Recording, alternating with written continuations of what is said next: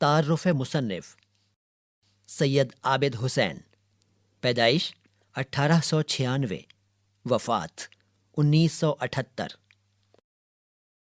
Doctor سید عابد حسین کا وطن دائی پور ضلع فروخ آباد اتر پردیش تھا۔ عابد حسین کی پیدائش بھوپال مدھیہ پردیش میں ہوئی، جہاں ان کے دادا اور والد ملازمت کرتے تھے۔ سید عابد حسین کی والدہ کا تعلق لکھنؤ کے ایک تعلقہ دار گھرانے سے تھا۔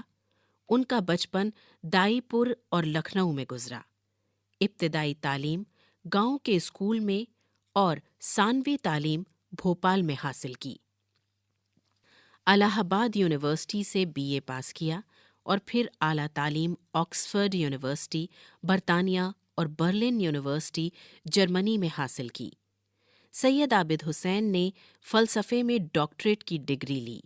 جرمنی سے واپس آ کر ڈاکٹر ذاکر حسین اور پروفیسر محمد مجیب کے ساتھ جامعہ ملیہ اسلامیہ میں کام کرنے لگے۔ جامعہ ملیہ اسلامیہ میں کام کرنے کے ساتھ ساتھ ڈاکٹر عابد حسین تصنیف و تالیف کا کام بھی کرتے رہے۔ انہوں نے سب سے پہلے 1926 میں ایک ڈرامہ پردہ غفلت لکھا۔ جرمن زبان کی کئی کتابوں کا اردو میں ترجمہ کیا، جن میں گوئٹے کی فاؤسٹ سب سے اہم ہے۔ ڈاکٹر عابد حسین نے مہاتما گاندھی کی خود نوشت کا ترجمہ تلاش حق کے نام سے اور پنڈت جواہر لال نہرو کی ڈسکوری آف انڈیا کا ترجمہ تلاش ہند کے نام سے اردو میں کیا۔ اردو کے علاوہ انگریزی میں بھی کئی کتابیں لکھیں، جن میں قومی تہذیب کا مسئلہ اور ہندوستانی مسلمان آئینہ ایام میں اردو انگریزی دونوں زبانوں میں شائع ہوئیں۔